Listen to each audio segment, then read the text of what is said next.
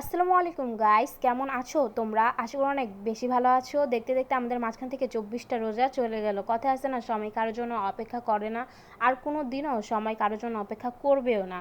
যাই হোক, আমরা যেহেতু সারাদিন রোজা রাখি, খালি পেটে থাকি, সো আমরা ইফতারির পরে ভাজা পোড়া জিনিসটা বেশি খেয়ে থাকি। তো আমাদের ভাজা পোড়া জিনিসটা বেশি খাওয়া যাবে না, ভাজা পোড়া জিনিসটা ইগনোর করতে হবে। আর ভাজা পোড়া জিনিসটা যদি আমরা বেশি খাই, খালি পেটে থাকি, তাহলে এটা আমাদের স্বাস্থ্যের জন্য ক্ষতিকর। তো আজকে আমরা ভাজা পোড়া করবো না, আজকে আমরা চিন্তা ভাবনা করছি ভাজা পোড়া না করে হালিম রান্না করব।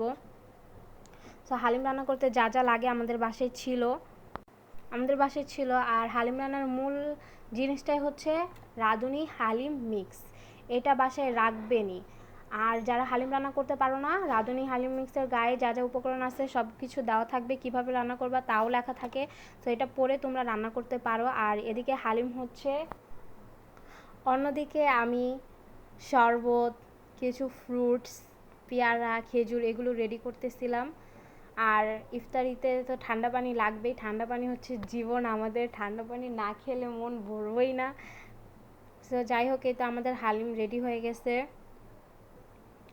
এই তো আমার হালিম রান্না হয়ে গেছে। এখন আমি হালিমটাকে সাজাবো। কেটে রাখা শসা, কাঁচামরিচ, লেবু, ধনেপাতা, পেঁয়াজের বেরেস্তা দিয়ে আমি হালিমটাকে সাজিয়ে নিলাম।